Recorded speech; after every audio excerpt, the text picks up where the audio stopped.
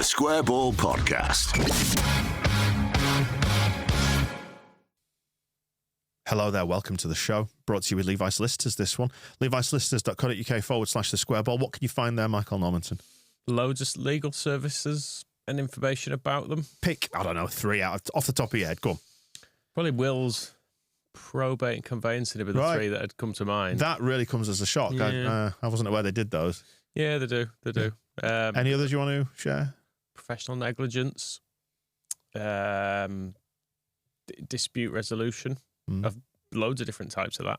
Does that, predicting a riot, does that, you see where I'm going with this? Does that fall under dispute? Not really. No. Not really. It's a terrible joke, isn't it? Yep. Simon Rix is here from the Kaiser Chiefs. It's Kaiser Chiefs week on the show. Hello, Simon. Hello there. A delight to be in the room while you're doing your the skit, the number one skit in the UK. See the shambles in action. You've just come fresh from the BBC with your podcast over there. Obviously, we're talking about the Chiefs this week. New album is out on Friday. The Easy 8th album, which isn't easy to say. No, it's part of the... we have this thing where Kaiser Chiefs, which is just 2 words, but no one can spell it. It's still like we've done 20 years of being Kaiser Chiefs, and there's a football team, and it's just words, and people misspell it. So Kaiser Chiefs and the belonging to Easy 8th album, like that is for most people. You've done it on purpose. It's impossible, that.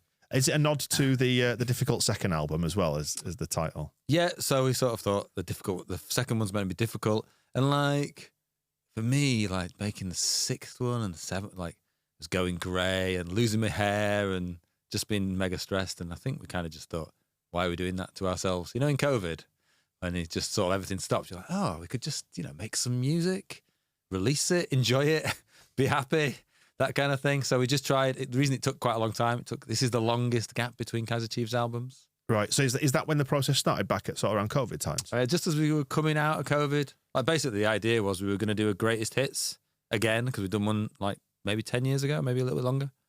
Do 2 or 3 songs, be lazy, do 2 or 3 songs, do a release, go on tour.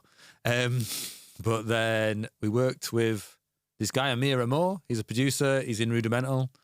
He produced this song, How to Dance, which we worked with Nile Rodgers. I'm sort of doing this in a bad order. Nile Rodgers approached us. We were like, yeah. We'll get to Nile Rodgers because he's cool. That would be great to do a song together. He brought Amir in, and Amir was like, I love that. Why don't we make a record, like an album? And we were like, yeah, good idea, because kind of a greatest hit seems like a weird idea, actually, in the sort of Spotify era, doesn't it? So then we started making an album. Yeah. Yeah. I guess it's changed so much, hasn't it? The whole process of making music and the way that, like you say, you're talking about tours then and going on tour. That's where the money is, isn't it? Versus the actual, like, the streams. Because I was listening to the songs on the way in just to sort of get in the right frame of mind for it this morning. I was thinking, well, that's another 0.004 pence that Simon can trouser after I've listened to I Predict a Riot and Ruby.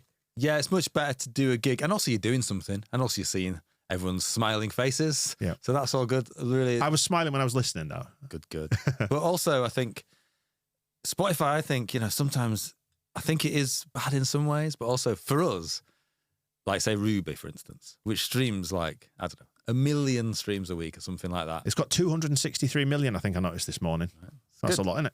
But that money is bonus money, because we've already sold, like in the past, you would sell you get it played on the radio and get some money from that, and maybe some people would buy CD singles, remember those? I do, yes. And but then that's the end of that money, do you know what I mean? Whereas now, it's kind of like a trickle forever, which is good for us older, veteran artists. 8th album, did you think you'd get this far?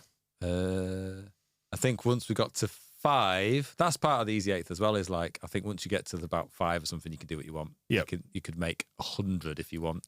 But yeah, it took us till we were like 26, I think, to get anyone to back us to make one album. So, and we made one album when we were like 22. We got signed as Parva, and we made it, and it got made. The CDs were printed, and then it never came out, and it got pulped. Right, Alan Partridge style. Did you sit there? Did you go to the factory and watch it being pulped? No, we got asked if we wanted to buy it, and we were just like, with what money could we buy these CDs off you? Because we've got none, because our album didn't come out. So yeah, it got pulped. Have you got one though? I've got some. Yeah. So it could be a collector's item. Like it got sent. It was so close to getting released. I can't understand why it didn't get released, because like they sent out, the radio copies. Yeah. So there was like quite a few knocking about, like I don't know, maybe 1,000 or something. And then they just pulled it. Right. What was on it? Did stuff get reused then? No, it's like when we started Kaisers, one of the things was scrap all the songs. Same people. Peanut moved to keyboards rather than keyboards and guitar, and Whitey just guitar rather than keyboards and guitar. And yeah, new songs, and like we had some new ideas, and also some clothing rules. Go on. No jeans was one of them. Right. I can't remember the others. There's something about jumpers, but I don't remember. But no jeans was the main sort of, because it sounds weird, and I think, but it was kind of good. We were reacting to be the opposite of what was happening. So Right.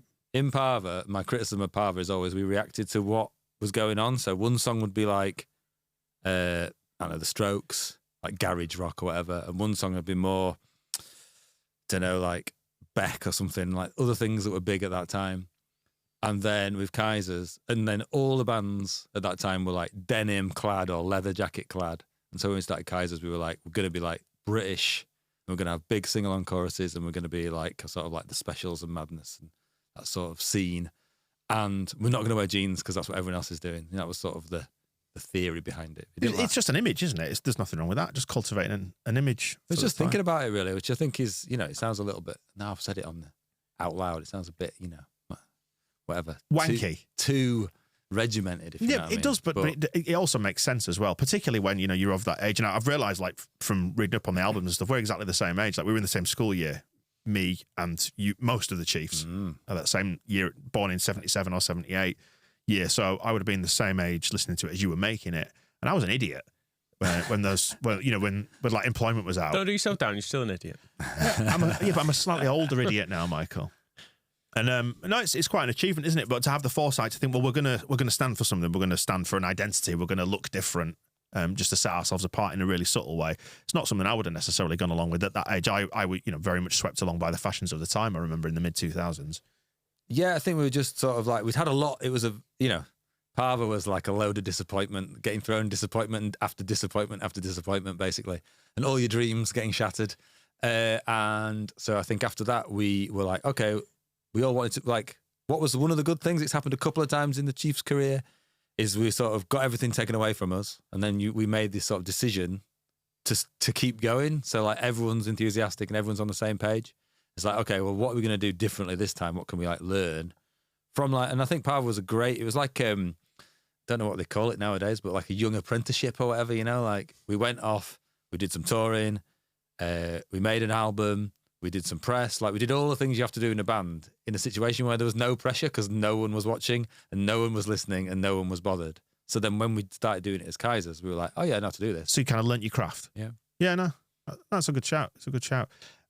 You still having fun doing it? Yeah, most of the time. I think it's still, even though we called it Easy 8th album and the whole thing was to make it stress-free, it's still a bit stressful. But I think when we get together, I was just on the phone to one of the Kaiser Chiefs before and I was having a nice time and we were having a laugh, Like I think it's when we were, I was describing to someone else the other day, when we were like 18 or whatever, 19, we just spent every day together, every night in the pub or elsewhere, and everything was about the band and talking about the band and naming the band or thinking about the band. And then obviously went on tour together. Then we were successful. We were just together all the time, all year. And we spend a lot less time together nowadays. Like people live in different places. People got families and kids and all that stuff. But when we get to a gig, like this Friday, we'll be in Leeds doing a gig. And as soon as we get there, I think there'll be excellent banter and laughs and we'll all enjoy playing the songs. Still really love playing the songs together and, Yeah, it's interesting that like I look at parallels with my own life and do you experience this? Like you don't see your mates as often, like, we're all kind of married off or in relationships, have kids and so on and so forth, whatever it might be. And yeah, as you sort of creep towards middle age, responsibilities become greater, your lifestyle changes, doesn't it? And I don't see my mates very often. I probably see my best mates like once every 6 months or whatever. But then when we do get back together, you just fall into that same groove. The same jokes still exist, albeit you've just got a lot more responsibility. But then you flip, I guess, between that to going on tour, and then you're seeing each other too much. How's touring changed though for you? Because it can't be the same as it was then, surely, in your 20s. No, it's a bit more sedate, a little bit more less drinking and less, but still the same. Like, I think it's really weird. Like, we can be somewhere really brilliant. Like, we'll be in Barcelona with all of what Barcelona's got to offer. And then we'll be sat in a dressing room together just for 10 hours and then go do a gig. Right. Because we like, it's a weird thing because I think because we don't see each other as much maybe anymore, or just because we're lazy maybe, or whatever, maybe because there's free food at the venue, I'm not sure. We'll just hang out together and have a good time and talk about, I don't know, I always think when we're together, that's the times when we get stuff sorted as well, you know? So, because we aren't together as much, email is fine, innit? But if you want to get stuff sorted, have good ideas, be creative and stuff, being together is the main thing. So, yeah, and also nowadays we'll do, like we used to be, we'd be on tour for 6 weeks, come home for a day, see a girlfriend, go away for 6 weeks, come home for 2 days, whatever. It's Christmas, go away. Whereas now it's a lot more, we'll do 3 weeks and then we'll be home for a month. Yeah. Or whatever. So even though we're together for those 3 weeks, it's still rarer that we're there together. So it's still the same, I think. Right, well, let's do the competition plug as well. So there's a clue coming out each day this week. It's part of the Kaiser Chiefs week here on the podcast. That's why Simon's here.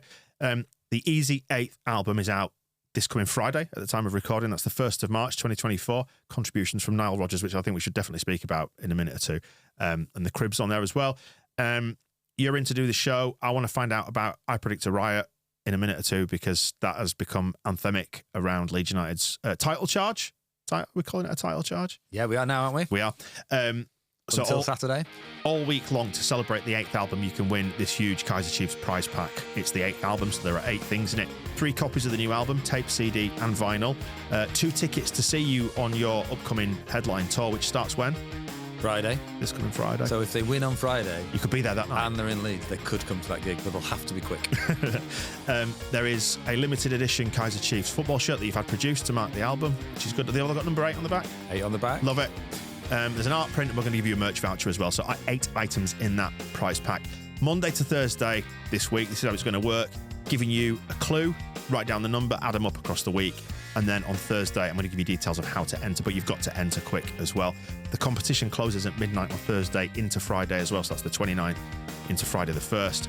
Winner will be announced on Friday the 1st of March when the album is out. Terms and conditions do apply. Details, see kaiserchiefs.com. Right, so today's clue, this is very, very difficult. See if you can figure this one out. Illan Mellier's shirt number, yeah? You've got that in your mind? Keep that in your mind. Plus the number of goals he's scored this season at the time of recording as well. So hold that number in your mind, work out that really, really difficult sum, and write that down along with the 2 clues that you've had so far for Monday and Tuesday. And you could be seeing the Kaiser Chiefs in Leeds on Friday if you're lucky. We've got one more clue to do, which will be on Thursday on the weekly show, which is another fiendishly difficult number, let me tell you. These are going to be a premium rate phone number at the end. There's not. There's not. Because that's what it used to be, didn't it? It'd be a nice, easy question, but it's 50p a minute or whatever. But None of it's that. free to enter. It'll be free to enter. You will be chucking us an email, basically, is about the size of it, and then we'll pick one at random. So keep hold of those numbers as well as the ones on Monday and Tuesday shows with Phil, and then propaganda as well. Right, back to it then. Let's talk about I Predict a Riot. And it was blasted out the speakers at full time against Leicester last Friday night. And it's sort of quietly weaving its way into the fabric of this season. And if this season turns out to be a good one, it will be possibly remembered as being a little kind of cog in the machine, won't it? That song, I Predict a Riot. What did it feel like to be sort of stood there at full time on Friday, and one of your songs is being sung by the whole stadium? Yeah, it was absolutely really brilliant. Like one of the best things ever. Although... just being me, I was like, God, this first verse is long. Do you know, I just wanted it to get to the chorus because I know it would properly kick off in the chorus. And the second half of the first verse, maybe not everybody knows the words for. But I tried to get to... Yeah. But then the video that Leeds put out, it seemed like the cop at least knew all the words. So that was, and it was really good. That, I mean, obviously, for me, wasn't very brilliant at football. Played at primary school, whatever, but then gave up pretty quickly because everyone was better than me and I was maybe spending more time in the music room. But always supporting Leeds. And then there's been a few things that we've been able to do that have sort of for me, make us part of the, I don't know, Leeds United adjacent or whatever the right word would be. You've kind of aligned yourself with it, haven't you? Yeah. So like playing at the 100th birthday party doing the Josh Warrington, playing at that as well. And then, when obviously they used to come out to I Particular Riot in the Bielsa seasons, which was amazing, you know. But obviously, I don't know. At Elland Road, they can never get they're just cutting it off, aren't they? Cutting it. We've got to get the Premier League anthem. I was going to say, but because I predict to Riot, it needs the big extended whoa for it to be right on the money. Yeah, defo. So, yes, Friday was just perfect, really, and I thanks to the 35,000 people, because I presume the Leicester fans were singing Kasabian. They'd mainly gone by then, yeah, to be honest. At the Leicester they were humming Kasabian stuff as they walked back to their cars and to the trains as well. But yeah, one of Kasabian is a Leeds fan, though. Do you know that? Oh, right. The bass player is Chris, who I texted. Not Serge, though. Not Serge. But did Chris have a word with Serge, you'd hope? Chris said he was in the pub in Leicester, because he does live there, and he was getting pretty angry, so he left. Right, all right. Oh dear. They'll be fine. There's a long way to go yet. Poke them with a bit of a stick. But yeah, that it's got to be one of the kind of like seminal moments in your life, isn't it? Obviously, you've played the stadium as well, which is a special moment. But for it to be so closely aligned with football, I think it was pretty magical. And when it came on, I kind of went, yeah, this is nice. Yeah, because they were playing it after every win, weren't they? A little bit, but then we weren't getting that many wins, and I felt like when he did that, I didn't really enjoy it. But when against that match, there couldn't mean anything for me personally. It ended, and obviously that last sort of 20 minutes. So like from when we scored the first goal, including all injury time and everything, that last 20 minutes was absolutely amazing in the stadium, wasn't it?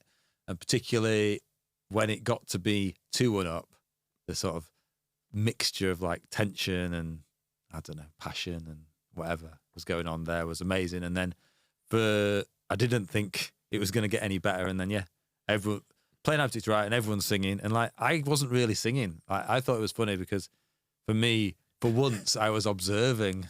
Were you playing the bass in the kind of thinking about the bass line, but actually, because usually I can watch the audience, but I've got to think about playing. But on that occasion, actually, the difference was I was just like, oh wow, this is real. Like, I just was enjoying it as a moment. And I think going back to like what I was talking about when we first started Kaisers, we just wrote Abdict Riot in a rehearsal room in Holbeck. Like, just as, it's not very nice, we still go there. Old Chapel in Holbeck, for all your rehearsal room needs, do go there. We're not getting a cut of that, but I was going to say, you can't do that on that bloody BBC podcast, can you? Can on here. We'll whore ourselves off for anything. But, you don't, we just wanted a song that was good live, good to play live, and that a few people might buy or like or whatever, jump around to sing back. And we sort of knew it was a good song, actually, but you wouldn't have thought, 20 years later or whatever, you'd have a whole of Elland Road singing it. And also, I said this on the Beeb podcast already. So, Archie, my favourite moment was that Sky tried to grab Archie and Georgie, didn't they? And Jordan, I think, from Leeds was like, "Now let them go celebrate," and they just ran off into the corner and they were just dancing to I Predict a Riot. And I was like, "That's an amazing moment for me." And then I was like, "So neither of them were born when we wrote it, right?" That's dispiriting, isn't it, as an old man? Well, but also good they seem to still know it. Well, I was going to say, there's so much joy in the youth of Leeds, isn't there? Like seeing Georgie and Archie, and like say it's just what nicely woven itself into the fabric. And for anybody who doesn't know, it's basically about a night out, which could be Leeds. I guess it could be any city, couldn't it? But the sights and sounds that you see in the early hours of the morning, it speaks to me as well because I used to be like a nightclub and a bar DJ. And I'd be walking back to my car completely sober after finishing my night's work, just watching the chaos unfold. And I was like, yeah, that's what my Saturday nights, Sunday mornings used to be like. Yeah, I think so. It's partly based on Nick, the old drummer, and I think Ricky as well was in the car, and them driving past Majestic. So there's a nice Leeds United link for you. Yeah. Doing exactly the same thing, having DJ'd and being sober, and then seeing the carnage of a Leeds Saturday night. But yeah, it definitely could be any city, I think. I think it translates, and I just think but it is funny for Georgie, who's like, some French 20-year-old. 21 years now, I think. Yeah. To be like singing and dancing along. He's an unexpected twist. Yeah. And he's just quietly in his own way becoming a horse-owning hero, isn't he? I absolutely love him. He's great fun. Just to go back to Friday, because I think I tweeted after it saying there's nothing in my life that compares to it, that madness of it and the adrenaline from it. You've obviously been on stage in front of tens of hundreds of thousands of people at times at festivals and stuff. How does that compare to it? Is it is it the same in some ways, or is it just completely different? Because I guess at a gig, you kind of know what's coming to an extent, don't you? Whereas football, I don't think anyone saw that ending coming with 15 minutes left on the clock. Yeah, well, I always think that people compare football and music quite a lot because I think a lot of people, are into both. And the big crowds and all that stuff. But I always say that with a gig, basically, you always get the happy ending of like, you have a nice time, you hear the songs you want to hear. Whereas football, like Friday for me was why you go to football. You go with loads of hope to win. There's some despair. And then in the end, there's amazing, scenes basically, and everyone jumping around and going crazy. Whereas, like a gig, yeah, to some extent, we know that most times that we'll play like Ruby and have the big hits, everyone's like a certain section of the crowd's going to go crazy. It's controlled emotion, isn't it? Like you kind of, you know that you're going to play one of the biggies towards the end or in the encore or whatever. But being a player, it's a little bit like being a player. Like when you score that goal and you've got the adrenaline and you've been the catalyst for a load of people going crazy is strange. And I think it kind of compares to early gigs where we weren't really expecting it. So I remember like the first time we played Glastonbury, we used to play this festival Tea in the Park, which has stopped. But first time we went to that and the album had come out, but we'd been, so 2005, album's come out, but we were in America so much that year that we hadn't really done a gig in the UK since it came out. We went and did a load of festivals in like May, June. And every one we would like, before we went on stage, there'd be like a huge scream, which never used to happen when we were playing in Lincoln to 2 people. And then we were like, oh, okay, that's weird. And then we get on stage and like play the first note. And from the first note to the end of the gig, everyone sang every word and everyone was going mental. It was, I've got chills now. It's great, isn't it? It's great being part of that. So I can't imagine what it must be like to be on the receiving end of it. But also, we talked before, didn't we, about go to sleep and stuff. And I think in that period of time, when we were doing these amazing shows, almost every night, it was difficult to come down from them. You'd be overexcited and all that stuff. And I think someone else talked about it, but the maturity of Archie to like score your first and probably winning goal. And it is his goal, by the way. It's his goal. Good. Yes. I'm giving it to him. He's definitely got it. And then just go, okay, now I've got to play left back, which isn't my position, for the next, 20 minutes and be absolutely like on it and level-headed and whatever. At 17. It's like unbelievable. I think Ampadu was doing such a good captain's job, wasn't he? Yeah. On Friday night. But yeah, we were kind of a bit older. So I was like 25, 26, 27 maybe when all that stuff was happening. And it was still mental. Like you were saying, you were an idiot when you were that age. And I think I was too, if we'd have been successful, I always say this, we were successful a little bit late, but I'm grateful because if we'd have been successful when I was 17, then I would be a different person. Well, I've just realised actually, like when you were 17, I would have been 17 at the same time. You went to St Mary's in Menston, the school, and we played against them. So I went to Hanton in Bradford, but we played like in the Yorkshire League. So you were saying, but you were more music room than football pitch. So I wouldn't have played against you. But I remember my last ever goal for school was against St Mary's. I can remember. They still talk about it, don't they? Yeah. Oh, Dan Moylan's last ever goal. When retired the shirt and all that. Shuffled through and I slid and just kicked it past the keeper. Not dead hard. It was quite a loose shot. Not very hard. It goes in. So they all count, don't they? But so you weren't in the school team. Sorry, you did not beat me, no. No. But some of my friends, I'm sure, and like they were quite good. I think Leeds St Mary's were pretty good. We had some good footballers. AD White is from I've heard of him. My school, and also where did Tom Tyo go? He was one of the Chelsea lot, right? Yeah. Yeah, ended up at Carlisle and in Scotland for a bit. Not probably the height of his ambitions there, playing at Carlisle, but still. He did all right for a bit, didn't he? Yeah, he went to there as well. Because I remember when we went back to the only time I've ever been back, maybe 2007 or something, and Tom Tyo's picture was like firmly in place as a Chelsea player, and I was like, a few years later, then yeah, maybe they're taking that down. What was it like going back then? When you got back to the school? Then it was kind of wild, really. Because also there's I don't know about all schools, but that school.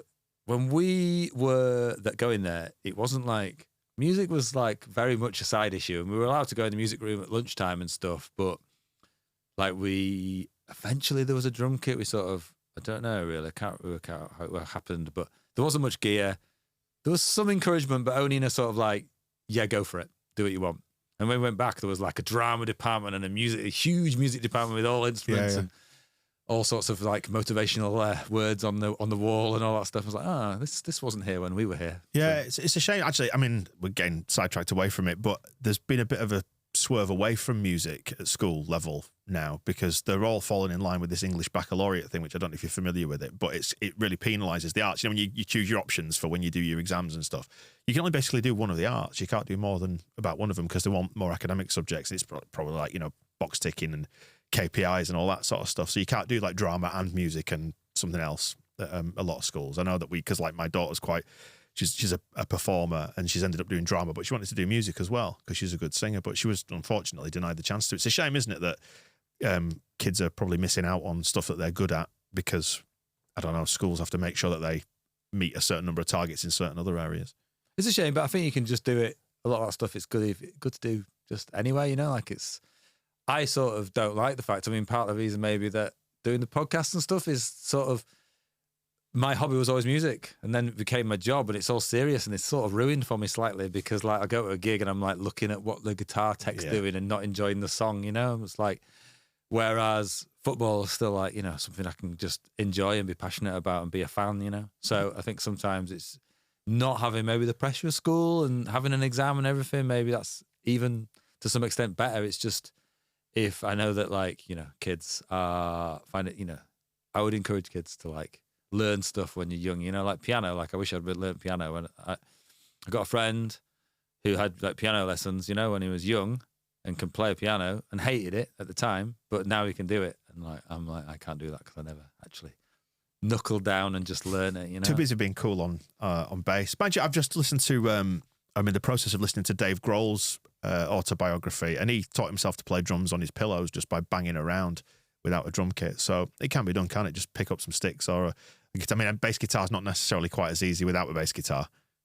No, I mean, one of the reasons I'm the bass player is because I was the only person in the, you know, region with a bass, which someone had given me a bass and was like, okay. So then I was the bass player, but I never had any lessons. I think it's good to get lessons, but I don't think it's necessary. I think if you want to be a musician, just play the guitar or drums or sing or whatever with as many different people as possible is my advice, because that is the best way of learning. Broad experience and all that. How's the podcast going then? Are you sick of carrying Johnny and Popey yet? Or yes, I'm doing that on purpose. It's very good. We have a good time, I think. I mean, like my role is kind of weird because I'm the fan, and I think I'm meant to be the most outlandish, but a lot of the time I'm being the most positive. And then, I don't know, we're similar. Johnny's a good host, similar to you're a good host. And thank you. Popey's a good expert, summariser. Same as me. Yep. Very similar, yeah. Yeah, similar. Your views on the football, almost identical, yeah. There's mischief in Popey, isn't there? There's a little bit of mischief in him that we could do more of, see him more of. Not really on the BBC. No. Kind of keeps himself in check. But you know, you know there's a good night out. If there's a stag do ever and Popey's on it, you know that he's last to bed. Yes. Why do the podcast in the first place? What was it about it that kind of made you think, do you know, I fancy giving that a go and sticking with it? Because it's quite a commitment, isn't it? It's a great question. I don't really know. Just because they asked, really. And I thought they were asking me, do you want to come on this? We're going to start this podcast. Do you want to like be a guest on it? And I'd be on like once every 6 weeks or something, like, you know, how they do West Yorkshire Sport, whatever, on the evening. And then when we started doing it, it was like, it's just me. Okay, fine. Okay. Why am I qualified for this job? Yeah. And I also think that, like, for me, I think it was a challenge as well, because when I was younger, I kind of hated speaking. Like, always in Kaisers, playing the bass is kind of perfect for me, where it's like a bit of singing, but mainly just stand around, try to look cool, play the bass. You know what I mean? Just like sort out some bits and pieces in Kaisers, you know, behind the scenes and whatever. I think bass players are often sort of like a bit organisy in the band and stuff, but a lot of interviews and like being funny and being on the radio and all that stuff, I sort of avoided it because I didn't really like public speaking or make it like doing a best man speech or whatever. It used to be like my worst possible nightmare. Yeah. So for me, I think it's part of it's a challenge of like doing something different. Yeah, I was going to sound like when you contrast it with Rick, who does radio, it feels like a natural fit for a frontman, doesn't it?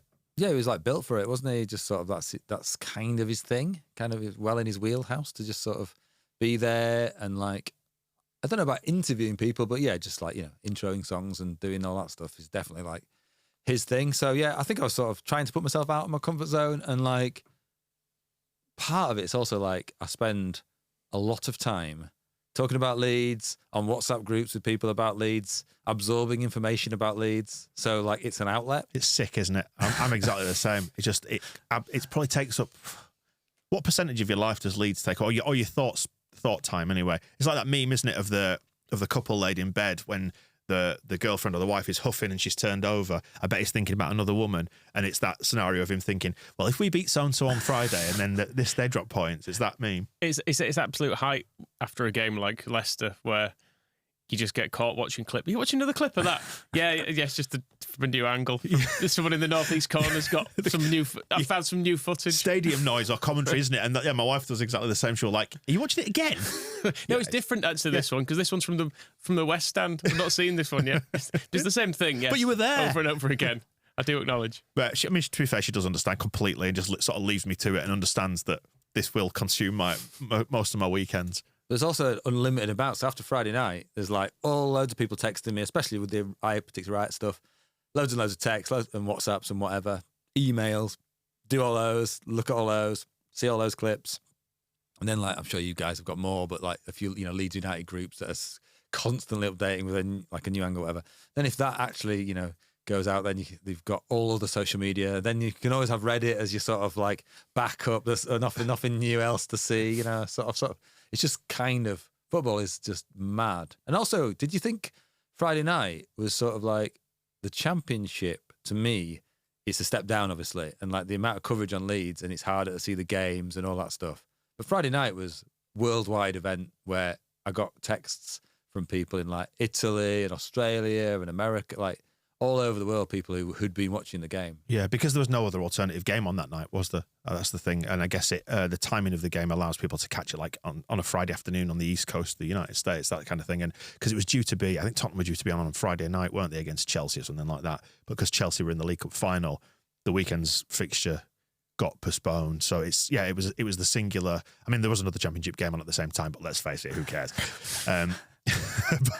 But it's a poxy division apart from us, really. Let's face it. Yeah, that's fair, balanced, and won't get clipped by fans of other clubs at all. But the night did, it felt massive, and I don't know, maybe that just because it meant so much to us. But I was getting messages from people watching it in the States and like my cousin in Australia and things like that. So yeah, it was. Just felt like we were actually part of like a bit of a worldwide thing, like everyone had seen it. Which I think for like the second division in any country is kind of weird, really, isn't it? I think, yeah, it was accentuated by what happened, I think, because there's probably far more profile when you're in the Premier League, but so many of those games are sedate or ruined by VAR or, you lose or whatever. So you kind of go away from it going, or whatever. Given their disallowed goal, it's safe to say VAR would have ruined this one as well, but yeah, it's fine, isn't it? There's a load of like dead rubbers already in that league though as well, isn't there? Like sort of like Man U, Chelsea, just mid-table rubbish. Yeah. Exactly. We say on a show that's going out the day that we're about to play Chelsea, but there's that party, that little magical part of you, and it's probably been fueled by what happened on Friday, where you think, well, we could go to Chelsea there. They played 120 minutes on Sunday. They're out of sorts. And I was saying to you in the office beforehand, it feels like Chelsea's a fairly fragile ecosystem, whereas Leeds feels very settled and calm at the minute. And it's weird, kind of. Settled and calm, not two things I would have described on Friday, though. I mean, it didn't feel particularly like that. But the overall direction of travel, whereas it feels like Chelsea just don't know where they are and what they're doing, and they should win because they've got far better players than us. The £1 billion worth of footballers. But there's that little intangible football thing, isn't there, that makes you think, well, maybe. So we're not conceding many goals, are we? Like, it was 2 this calendar year, I think. And I was saying on Monday, I said on our podcast, but I'll say it again, that I think, like, it'd be really nice to win it. And then just be like, nah, you can go through though. So we don't have to play any more games, because part of me just wants to crack on with the league and not have the distraction. And because I don't think we're going to win the FA Cup. We might do, but I don't think so. I think it's kind of implausible. But equally, I don't want to just stop this run.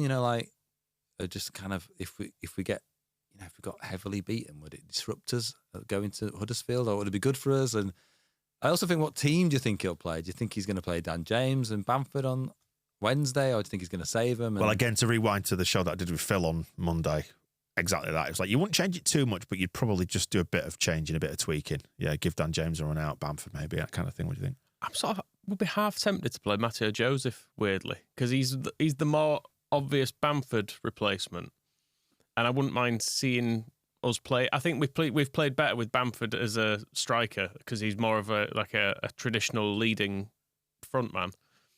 So I don't know. I'd be tempted to stick him in just to see how it goes. Mm. You're going to play Junior or not, or Archie at left back from now on?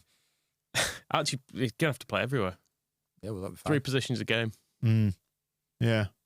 Who do you love most in this squad? I mean, say Jorginho. He's the obvious one, isn't he? I think Archie's more low profile. But yeah, he's lovable in a different way because he's one of our own coming through the academy, and he's got the name, obviously. But how do you quantify Jorginho, Ruta? Well, Jorginho's the lovable one, I think. I think if you on your player of the season or whatever, I feel like Ampadu and Rodon are like the actual 2 guys who are just every week giving it 7, 8 out of 10 every single week and being really good.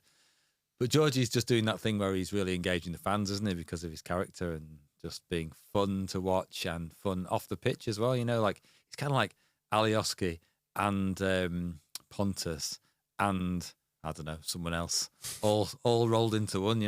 Yeah, no, yeah. He is, as the kids would say, living his best life. I think that's how I feel about it. It's weird, the stuff when we first signed him and when things were going badly for him and for us as a club. I'm just thinking back to the early days of him being pictured in kind of some of his more outlandish outfits and people being like, oh, fucking hell, what's this that we've signed? And then, but now you'd see him in that and you'd be like, oh, brilliant, look at him. dressed like a big marshmallow. Superb. He's expressing himself. That's what he's doing. But it was interesting actually picking up on Patrick Bamford's post-match comments. It's one of the interviews, I can't remember which one he did, but he was sort of saying that, as a senior player in the dressing room, you can sometimes put an arm around the younger players. And he was saying to Jorginho that Jorginho's prone to sort of beating himself up over making mistakes. And you wonder if that's what happened last season when he just felt like he probably made the wrong move, wrong time. Let's face it, the crowd was absolutely awful last year because we were having a miserable time, all of us. And, we finished the season off by singing "You're Not Fit to Wear the Shirt." And now, another 30-odd games further on, we're in love with them all again. And I don't know, he's kind of the bellwether for all that, isn't he, is Georgie? He absolutely loves it, though, doesn't he? And he's saying all the right things. He's doing all the We Are Leeds and all that matching all together. He gets all the little bits and pieces, doesn't he? I think he's just being himself. And I think, well, there's a load of things with Ruter. One is like, does it mean we have to thank Victor Orta? Yeah, we can. Victor Orta can be bad at his job in many ways, but also get some things right. He got Rafinha massively right. But maybe it's still the 30 or 25, whatever it is, whatever the figure is. Maybe that still was a lot for someone that's really brilliant in the Championship, but maybe not proven. But then again, you sign somebody in the Championship like Adam Wharton, who's just gone to Crystal Palace, who was a decent Championship midfielder. He was north of 20 million. So it's just the economics of the game, I suppose. But we're doing old man shouting at cloud about the price of things in football, aren't we, again now, though? I think Ruter, it was unfortunate for him because he was not the player we needed to get us out of the situation we were in. But, that player was also not Mark Rocker, Brendan Aronson, Rasmus Christensen, all the other people we signed. So he was just added to that list, wasn't he? Whereas we can see now he's a lovely, precious boy, and the majority of those are turncoat rat bastards. He also needed a bit of time, didn't he? So, like, at the beginning of the season, we kind of forget that the first, I don't know how many it was, like 8 games maybe, he wasn't that good. And, like, I think people were probably calling him to get him out of the team and play Matteo Joseph or play someone else because I guess Bamford was injured. And there was one game, maybe it was Ipswich away. Yeah, that's where he did that little turn and he ran in and scored, didn't he? Yeah, Yeah, no, it's and kind of you were his suddenly moment when he arrived. Yeah. That's what he can do. And then from then he just did it. It's just started, like, it's like he just had a light bulb moment of like, oh, that's what you want me to do. Oh yeah, I can do that. It's easy. Yeah, and you kind of forget, don't you? That and then Millwall was. I'm just looking at the results now. Millwall was the next win after that, and he had his moment in that where he was just running riot, and he scored as well. Let me just finally, before we finish, Simon, then segue neatly or seamlessly, kind of from talking about our modern day heroes to musical heroes, and Nile Rodgers, because we mentioned him earlier. I just want to find out what that was like working with Nile Rodgers, who is a musical legend, isn't he? Yeah, it was great. And like, he was just very much like you'd expect him. It started with the Zoom because it was like, we were just coming out of COVID and he's not a young man. So there wasn't much contact with him. You don't want to be the one to kill Nile Rodgers, do you? It wouldn't be the greatest thing on the old Wikipedia. Controversy. So yeah, it was just funny. So we just on a Zoom, me, Rick, him, and his manager, and just like talking to Nile Rodgers about making a song. Again, not something you think you're going to be doing on a Wednesday.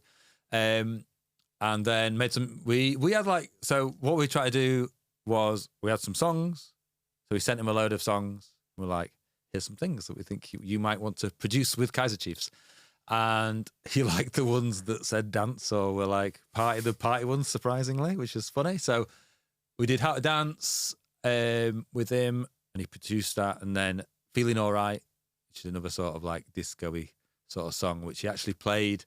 So that's sort of the moment where you're like, this is weird. So he's got out his guitar, which is that he's got this one famous guitar. It's called like Hitmaker or something, isn't it? And started playing jazz chords that I have never seen before on it. And yeah, it was just, kind of surreal, really. Yeah. Not bad though, is it? Not a bad life. No, it's good. And I think it's it's funny in modern music, you're talking about different ways of doing things. So you said the Cribs are on, but like I just sent it, I was like, we had this song and like Ricky thought the final chorusy bit sounded a bit like the Cribs singing. He was like, should we ask him to sing it? I was like, yeah, fine. So I emailed them. Right. And then they emailed me the music back. Do you know what I mean? Music can be really, really like admin-y nowadays. And the Cribs went to my school. Is that right? Ah, Look at that. Makes it you is. think, doesn't it? A few years older than me, but yeah, I remember obviously they're pretty distinctive, knocking about twins, and with like I guess you'd say they were looked like goths at the time, like long black hair and long coats and stuff. So They're on Trisha. Were they? Yeah, they're on Trisha. Yeah, that's the fact. All right. Well, just to circle back to famous people who went to my school, Danny Cadamartri. Leeds No. legend. This has nothing to do with music then. Right? Yeah. Well, Krista Ackroyd as well. Same year as you? No. A couple of years ahead of me. Couple of years ahead of you. But there you go. Simon, thanks for coming in. Good luck with the album, and we will do the next and final clue on the weekly show with us. I was going to say with Phil then. It's not Phil. I'm getting confused. It's been a busy week. And we'll sort out one lucky person with tickets to see you live, the album package, and could be seeing you this coming Friday. Homecoming gig in Leeds. Whereabouts is that? Project House. Yes. It's a new venue in Leeds. You played there before? Yes. I haven't played the bass there before, but I have. Our amazing gig, obviously. I've been on stage there, yes. Yeah. With Popey, Johnny, you guys. We were there, weren't we? That was where our Christmas show was, for anybody who's wondering. So that's pretty cool. Great night, full of interesting things. On that note, we will wrap it up there, and we will catch you soon. Cheers, Simon. Nice one.